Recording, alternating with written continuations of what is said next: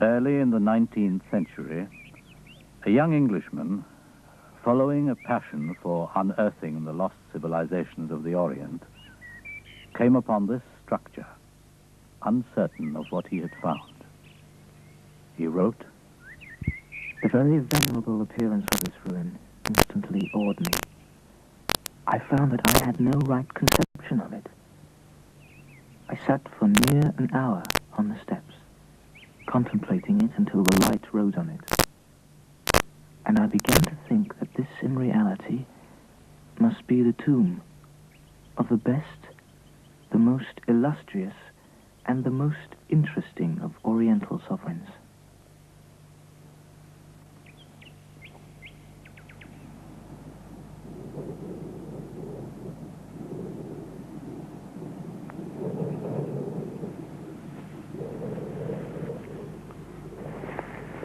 The man who sat here in the moonlight in 1821, wondering about its origins, whose tomb it was, leaving his own inscription there, indeed, was Claudius James Rich.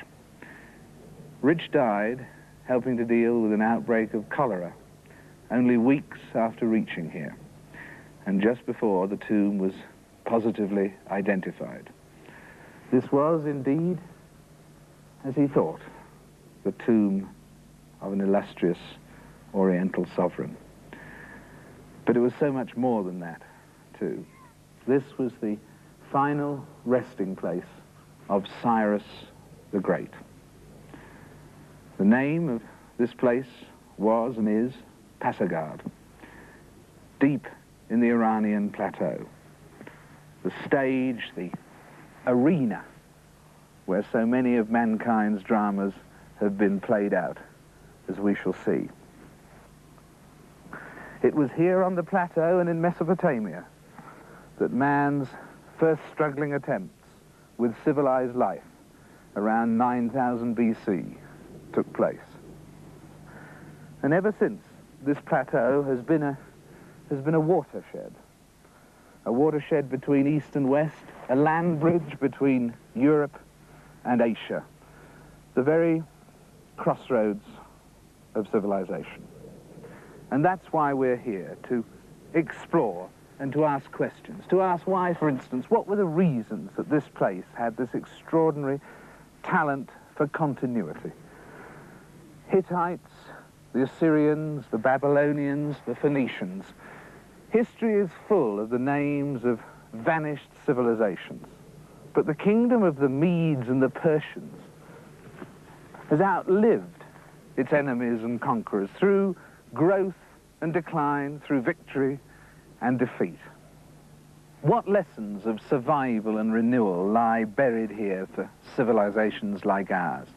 And why has our Western view of history been so woefully incomplete? Which brings us directly back to Cyrus, because what intrigues me about his story is that he was probably the most underrated leader in history. He changed the face of the civilized world, and yet only today is his impact being documented by new archaeological discoveries. Now, with the newly gathered evidence of history, we can discover much more. That's why we're beginning this quest here in the province of Fars, in the heartland of the Persians in the ancient world, because it's here that we can see how history is being fleshed out and reassessed.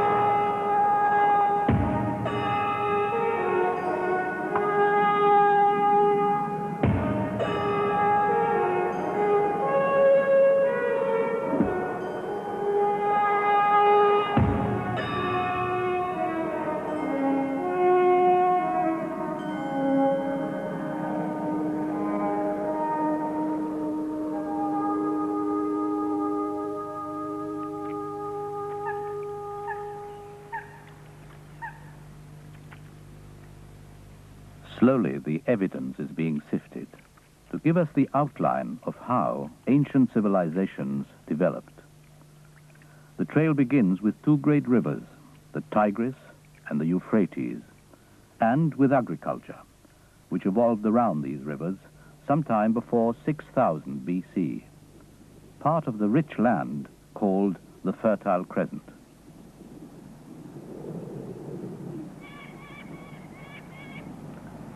From the level of the Fertile Crescent, the Iranian plateau rises suddenly to 4,000 feet and more.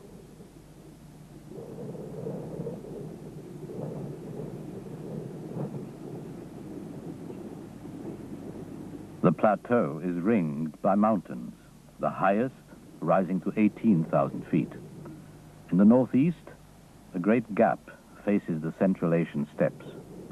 In the center, two uninhabitable deserts. Between them and through passes in the mountains were the routes making the most ancient link between Asia and Europe. Despite its hardness, the plateau could be cultivated and livestock raised. The first marks of people on the landscape, a site just excavated, which was first occupied around 5000 BC, then developed by successive waves of settlers.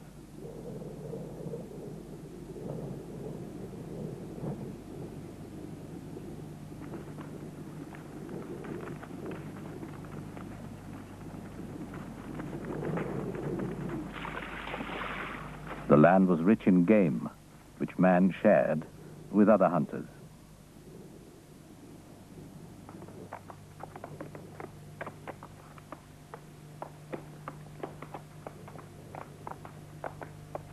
The foothold of life was fragile, the terrain one of extremes.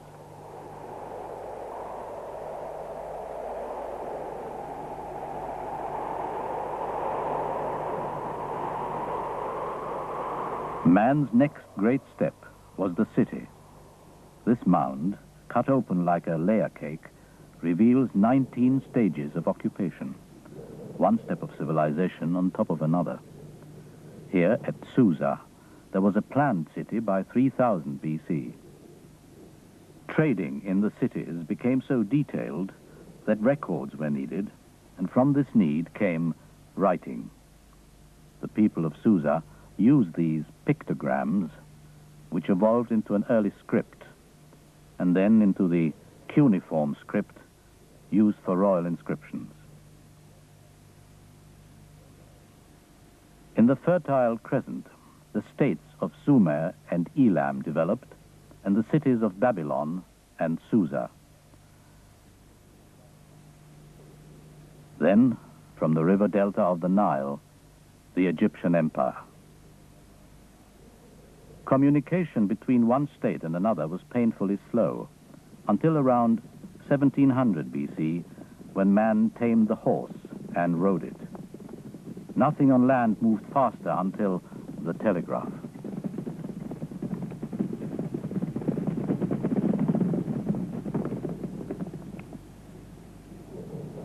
The ancient peoples worshipped a wide variety of gods. This sacred city, near Susa, was built around 1250 BC by the Elamites. Every night, their god, Inshushinak, was said to ascend 50 meters to the top of this temple and then to heaven. But a more earthly god was about to emerge. Life on the plateau was balanced precariously between fertility and the desert. A prophet appeared who equated these contrasts with good and evil. Man could choose, he said, between good things, irrigation and fertility, or bad things, neglect and the desert, which destroyed. The prophet was Zoroaster, the religion Zoroastrianism. At its heart, the flame of life which came from the earth and which still burns today at the Zoroastrian altar, venerating the god Ahura Mazda. From this religion, ancient society gained the notion of an ethic and the hope of good order. Another kind of order was imposed by sheer brute force. Mesopotamia came to be dominated by the brute force of the Assyrians. They rose as the Egyptian empire faded. Rome, Athens, and the Greek states appeared. Assyrian power diminished and was then extinguished in 612 BC by a force including a powerful new tribe from the plateau, the Medes. Into this transformed political landscape, a new power was about to appear. These are some of its traces. But where are the clues to the man behind it?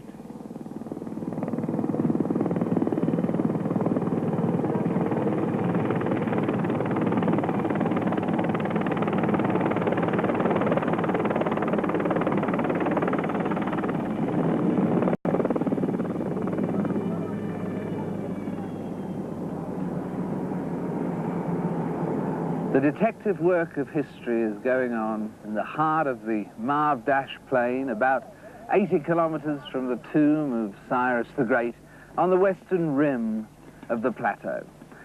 Archaeologists are uncovering new information that can lead and is leading to a need to rewrite many of the facts and the judgments of history. Right here, for instance, 6 years ago, we had no inkling that a city lay buried. The city, now revealed in outline, was called Anshan. Its discovery in 1971 was directly linked to another, made in 1879. This small cylinder of clay from Babylon, inscribed in cuneiform script, which bears the title Cyrus, King of Anshan, and was Cyrus's record of the liberation of Babylon, his Bill of Rights.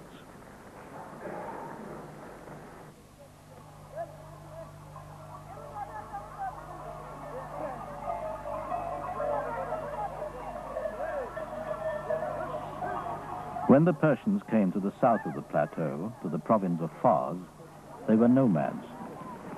As they grazed the land with their flocks, the Persians were ruled by a dynasty of tribal kings, the Achaemenians, who were themselves vassals of the Medes.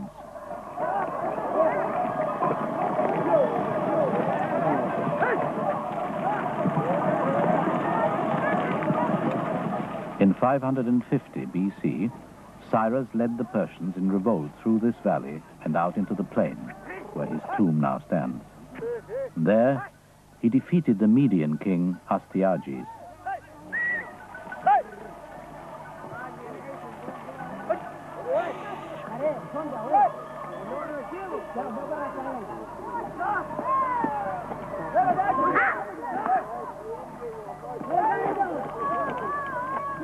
This victory combined the Medes and Persians under Achaemenian rule and into a new power, which Cyrus soon forged into a formidable army.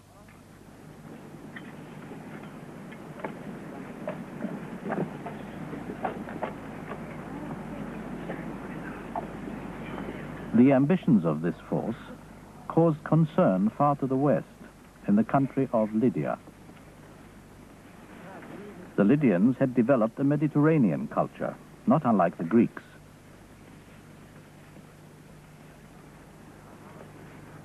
Croesus, the king of Lydia, lived in imperial style.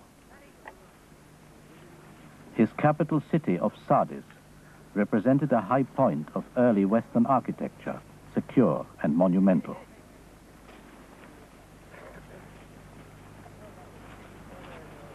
But the emergence of the Medes and Persians threatened the fragile balance of the ancient world.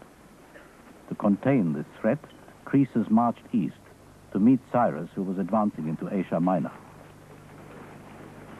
The first battle between Croesus and Cyrus was indecisive. Croesus retired to Sardis for the winter, believing that, according to the conventions, Cyrus would not attack again until the spring.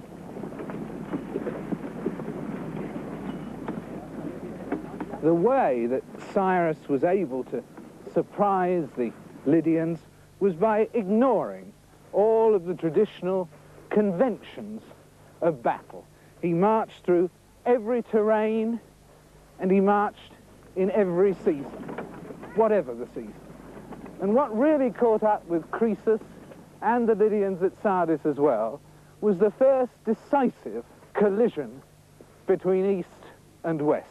Not just a conflict of armies, but a contrast of cultures as well. Here was Cyrus, leader of the Medes and of the Persians, with an army from a people that was still not barely a nation, still roaming the lands, confronting an urban society with a highly developed architecture that symbolized its very great imperial traditions and ambitions.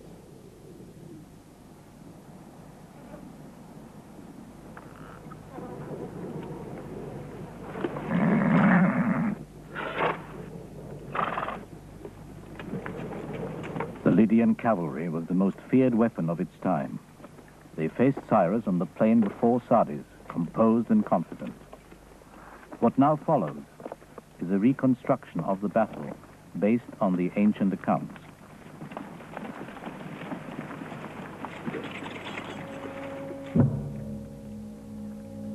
The Medes and the Persians moved in a rippling line of color against the Lydians in their Greek-style armor.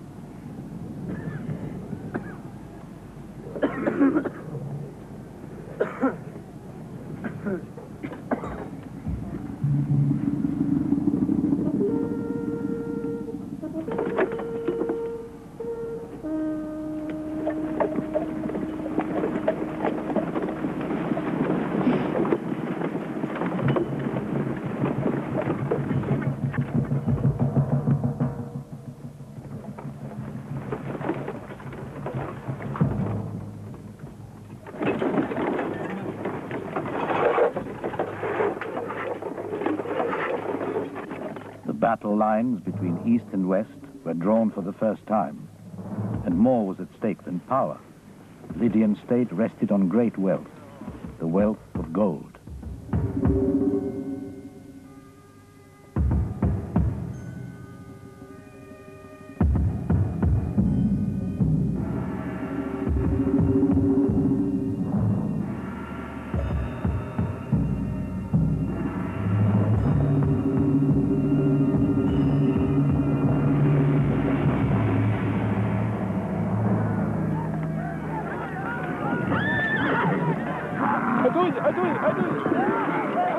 Out from behind the parting ranks of the Persian cavalry came Cyrus's secret weapon, the camel.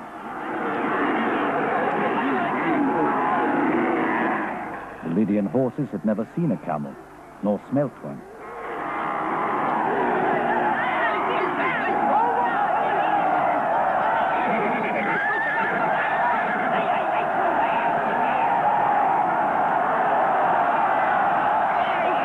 Cyrus had calculated, Croesus's cavalry dissolved into chaos.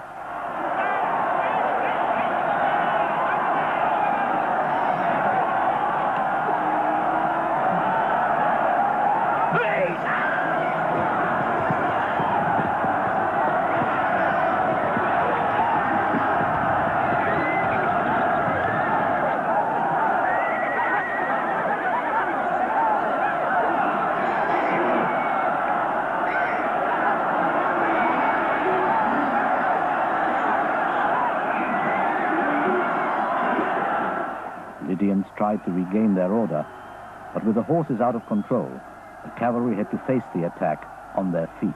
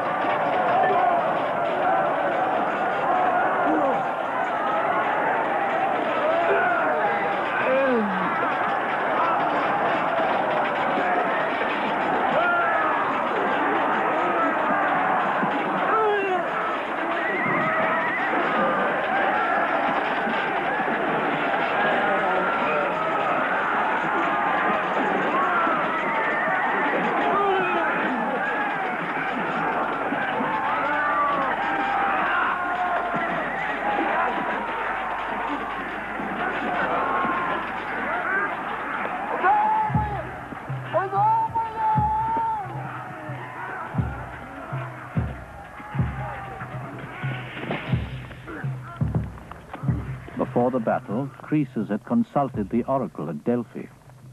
A war with Cyrus, he was told cryptically, would destroy a great kingdom. And so it had.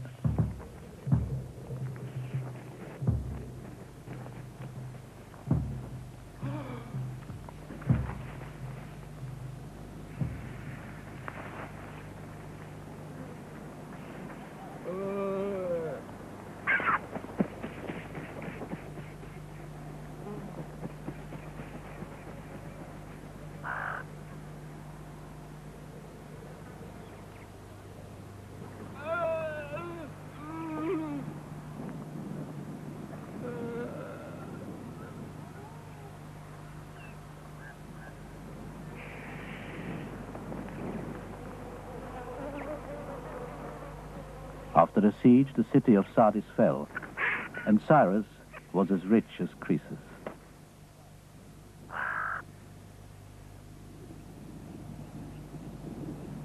With his victory at Sardis, Cyrus had an empire, but no capital. He built one here, at Pasargad, a site where new clues to the nature of Cyrus had been found by the archaeologist David Stronach. This is the only known representation of Cyrus the Great in the world. And as you can see, there's only half of it. David, is there still anything we can learn from this maddeningly truncated piece of evidence? Conceivably, something about Cyrus's modesty. For, remarkably enough, this representation of the king was not ordered by Cyrus himself, but by his successor, Darius, who labeled the representation Cyrus the Great King, the Achaemenian, and who seems to have wished to make good the fact that there was no representation of Cyrus here amidst his own palaces. You spent a lot of time, of course, digging all around here, and what would you say, David, was the most instructive thing you actually discovered about Cyrus? I think it was the fastidious quality of the stone workmanship at this site. It's really remarkable the way the craftsmen, even where the work would never be seen, went for quality in a quite extraordinary way. Here's an example. You can see the knife-sharp edges of the column base, the carefully worked horizontal flutes of this torus base, and then when you come into the column, which curves gently up like that, you have these very remarkable small plugs. Can you see? Yes, I can. That one, there's one that's still exactly so. Extant. Yes. Wherever there was a flaw in the stone, they cut it out, and then they put a polished plug, like that, fitting very exactly into place, and when the hole was polished over, it would have been a completely uniform finish. How much time would you say that Cyrus spent here in the Palace of Audience, David? Given the very extensive nature of his campaigns, I can hardly imagine he had very much time here. Not much time for home life. No, I suppose the most outstanding campaign was really Babylon? Yes, and certainly the conquest of Babylon established him as the most powerful monarch of his day. Though I gather, sadly, we can't altogether credit the account of Herodotus that he drained off the River Euphrates in order to enter by the riverbed. No. Colourful as the story is, I think it's a little improbable that that happened.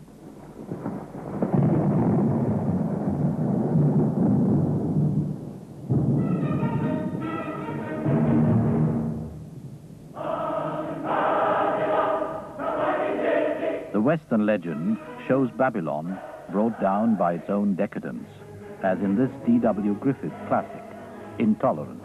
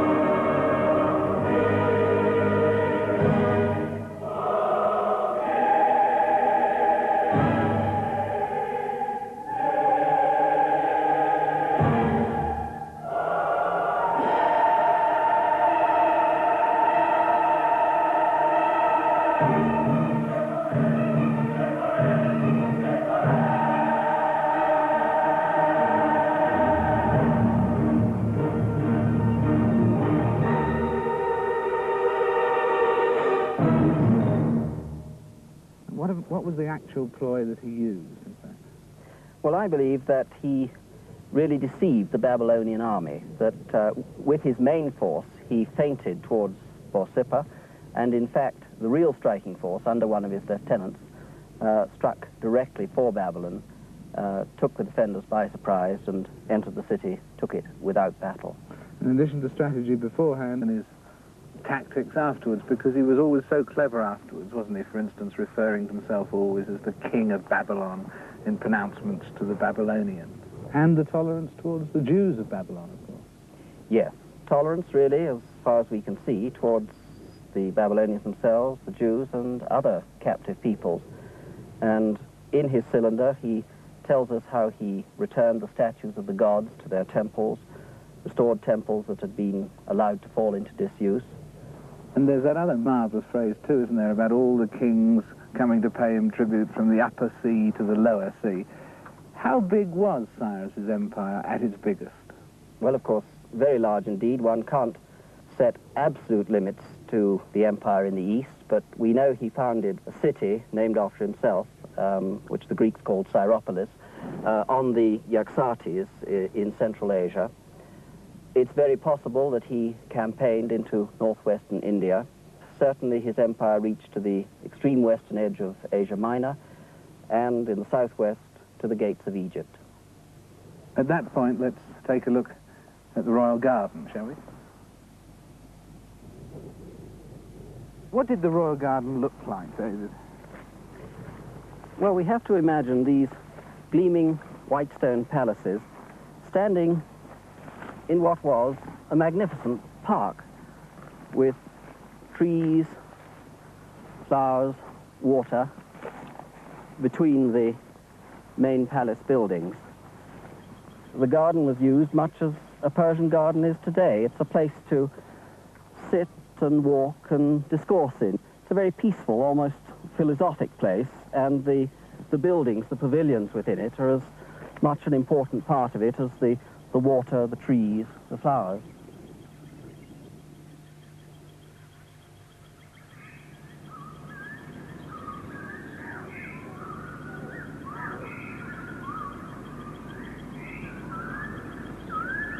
From the early Persian gardens came the idea and the word of paradise, in this case an earthly one.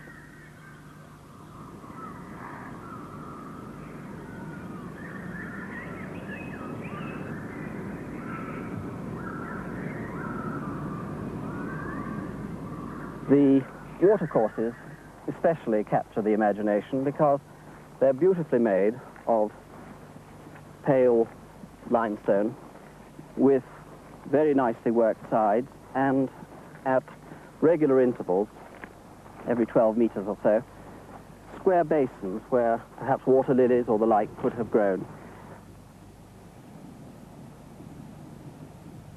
The royal gardens drew their water from a river, but water was brought to the desert to grow crops by an innovation called the khanat. Now you can let your legs come in front of you, together in front of you, and go down like a mountain climber, abseiling. That's it, that's it. Haley yavaş verin payın. That's it. Good.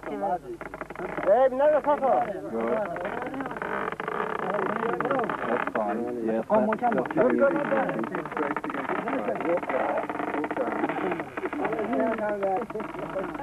let's keep holding on.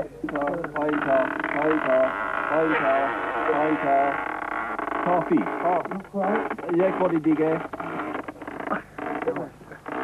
This particular khanat is about 50 feet deep. The water is about 2 or 3 feet deep and very cool. I know that because I just had to fish my hat out of it. And it's cool and non-evaporating, just as was intended when these khanats were designed. And the whole thing, the whole shaping of them all the way up is just well, a perfect example of a 3,000-year-old technique. Because it lies deep underground, the khanat cuts the loss from evaporation to a minimum. But keeping it serviceable is a constant task.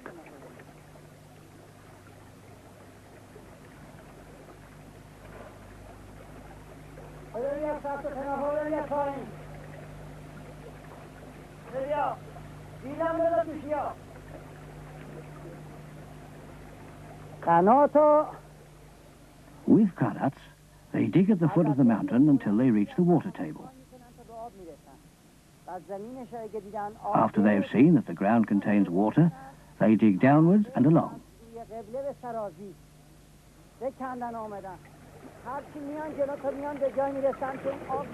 They advance more and more to where the water is needed on the surface.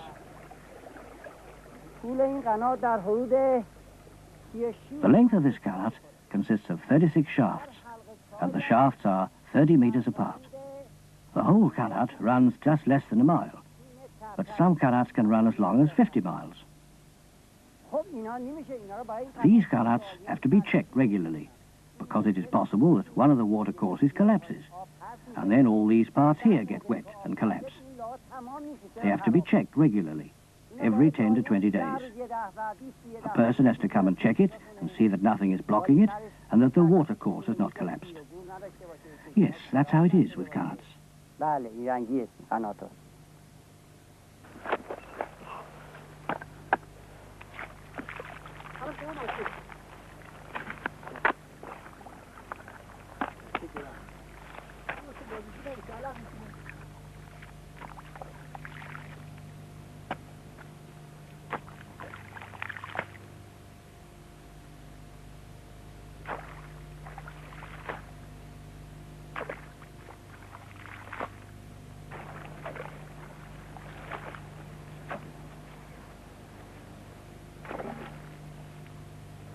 And you feel that the reason for the remarkable development of this remarkable invention, indeed, in the period, the Achaemenian period of Cyrus, was due to the stability that people felt secure and safe. Yes, that was the essential condition. If you don't have a stable, secure condition, then it's useless building something like a qanat, which can be filled and blocked very easily, and which it takes an enormous amount of labor to complete. And the same goes for dams, extensive canal systems, and the other major irrigation works which began to cover the Iranian world at this time.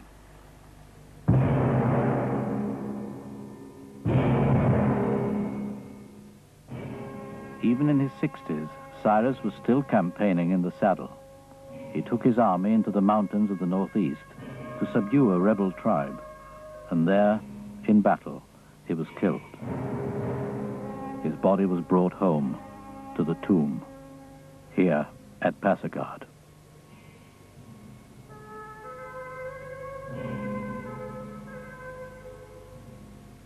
How would you write the epitaph of Cyrus the Great? There are so many things. By the time of his death in 530 BC, he'd changed the face of the civilized world. But I think the point that most deserves to be stressed is his judicious treatment of the many separate peoples under his rule. This introduced a new concept of benevolent government. For the first time, if you like, on a very wide scale, great force was used to protect, not degrade, the human condition. I think he was an extremely able politician, and he saw that if he could win people to his cause, rather than force them to his cause, the way perhaps earlier empires had done, that he would secure the future, as he did, far more effectively. A road ran 1,600 miles from Sardis, near the Mediterranean, to Pasargad. It was linked by an early version of the Pony Express. Through a series of post stations, a relay of riders could cover the distance in a week. From Pasargad, the road ran south to what became the empire's most awesome landmark, Persepolis. These palaces marked Persian power at its zenith. Through an imperial archway, the gate of all nations, visitors turned right to face a great hall of audience, the Apadana. Cyrus the Creator was followed by a king of different style and temper, who built outwards and upwards. This reconstruction is to exact scale. Here, at the center of the Apadana, on an elevated throne, sat the most powerful man on earth, Darius.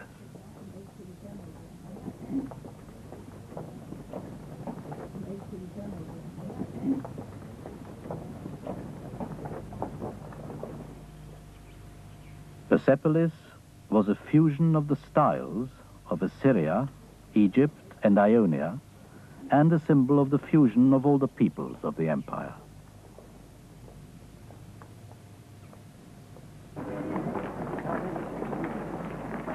These two columns, the two front ones, had always been sticking out, and that's why people started to come to Persepolis and did excavation.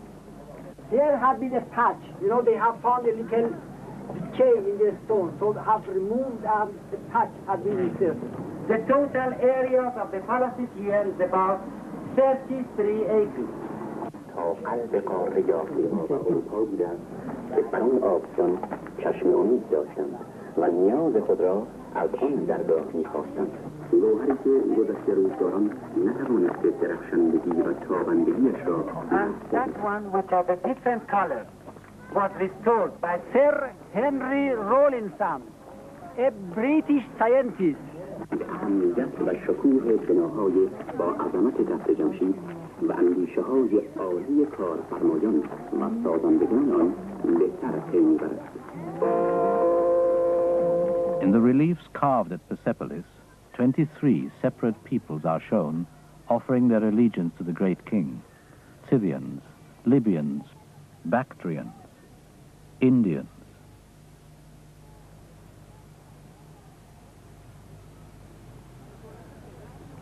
They brought gifts, and they also brought the diversity of skills which were used to build and to enrich Persepolis.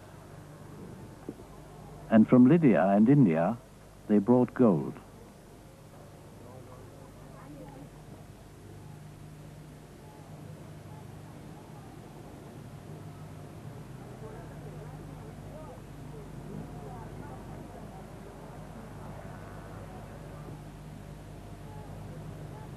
Much of the vast wealth that passed into Persepolis as tribute and taxes stayed there. The Persian kings accumulated a hoard worth thousands of times the wealth of the wealthiest of the Greek states.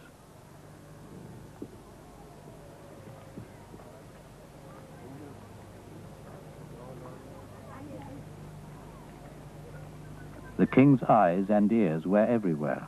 He divided the empire into regions called satrapies, and from each came the satraps to report, touching their lips in homage. The king himself decided what each satrapy could bear in taxes, and in return, he gave security. To add equity to security, the Rayas gave the empire a universal set of laws, known in the Bible as the law which altereth not.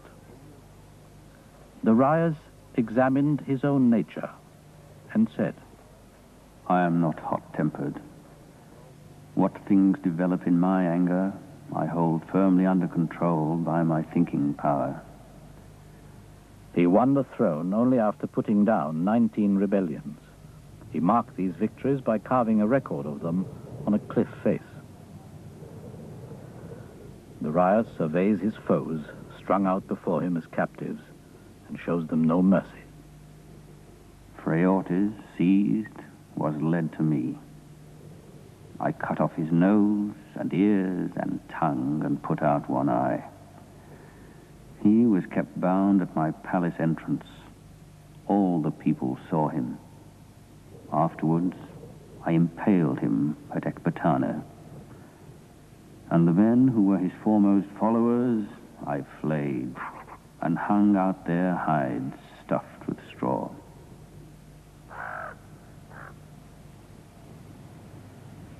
The empire, established by Cyrus, was extended by Darius into the largest the world had known.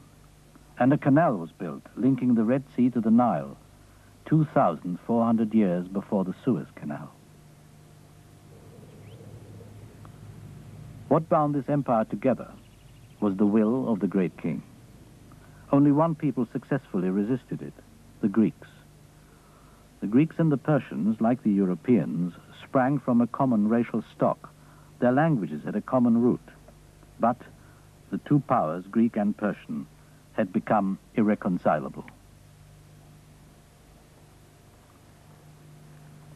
Darius' army invaded Greece, but was beaten at Marathon. His son, Xerxes, met a similar fate at Salamis, having first burned the Acropolis at Athens, an act that came home to roost later at Persepolis.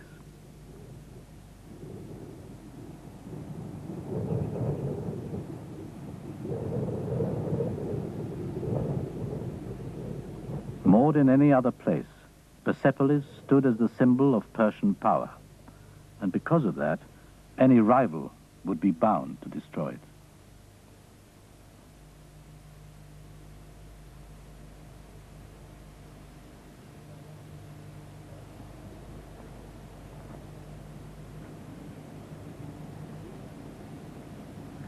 Here, overlooking Persepolis, outside one of the royal tombs cut into the rock face above the site, we've asked Dr. Shapur Shahbazi and Professor Richard Fry to join us to help to give us an overview, not just of Persepolis, but of the whole Achaemenian period. Shapur, what would you say is the reason for the relative neglect of the Achaemenians in Western history? I suppose one could start with looking into the ancient texts. The very fact that all we have is Western about the Achaemenids. We have Roman, Greek, and mainly Greek, a bit of Hebrew, and whatever we have also from the ancient materials have been deciphered by the Western, and therefore interpreted by the Western scholars. What we have to take into account is that the Achaemenids, after their downfall, were even neglected by Persians themselves. So it is really not a fault of the Westerners who neglected them. Let me say that the Greeks had the concept that everybody who was non-Greek was a barbarian, both to the west and to the east. And this did not exist, of course, in the Achaemenid Empire. Nobody was a barbarian. So you had a different feeling. The Greeks really didn't think very much of people who were non-Greek. The barbarian to Greek meant somebody who could not understand Greek language, be it a Thracian or a Persian or a Roman. So really, barbarian did not mean savage or somebody who was cruel or brutal, something which we understand from modern Western textbooks. And this is to be understood. Indeed, the Persians did not know anything about being brutal and cruel in the eyes of the Greeks, or vice versa. And this, in the time of Xerxes, is so fascinating that somebody in such an authority understood that the Persians and the Greeks were blood related. They were of the same stock in the European, and there were many, many Greeks in the Achaemenid court. Do you think it's simply a case of East is East and West is West, and there will always be two versions of history? No, I don't think so, because we're learning more and more today about differences, about the different ways of looking at things.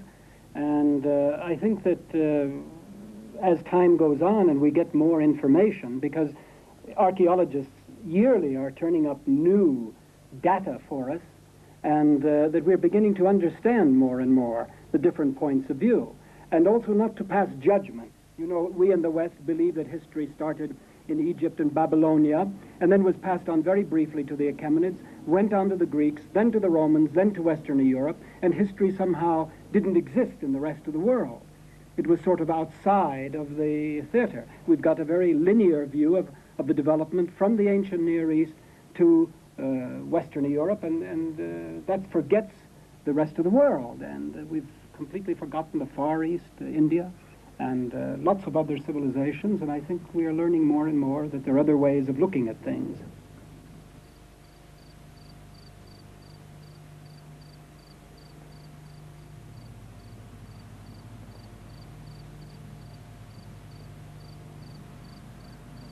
Persepolis had had several roles: palace, capital, treasury, and shrine. As a ruin, its true identity was lost for 2,000 years and became entangled in mythology, the only certainty being that a spirit of some lost greatness lingered on.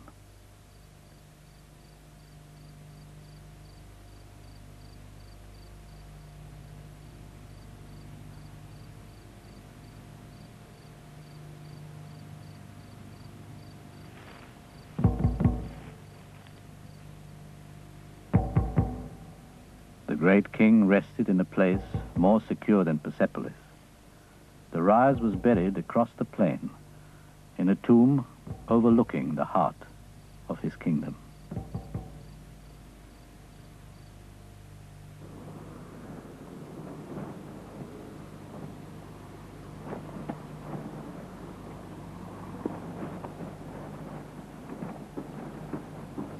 The Achaemenian Empire did not survive for more than a few generations after it reached its limits under Xerxes. It was destroyed, as we shall see, by Alexander the Macedonian. These tombs were sacked. The memory of this empire and the identity of its creators lost, erased for more than 2,000 years. But the civilization founded by Cyrus and Darius was to outlive many of its contemporaries and successors. And even Darius's epitaph here at Nakhchi-Rustam enshrines the ethic inaugurated by Cyrus at the founding of the empire. I am a friend to right. I am not a friend to wrong. It is not my desire that the weak man should have wrong done to him by the mighty, nor that the mighty man should have wrong done to him by the weak. What is right, that is my desire. Me may Ahura Mazda protect from harm, and my royal house, and this land.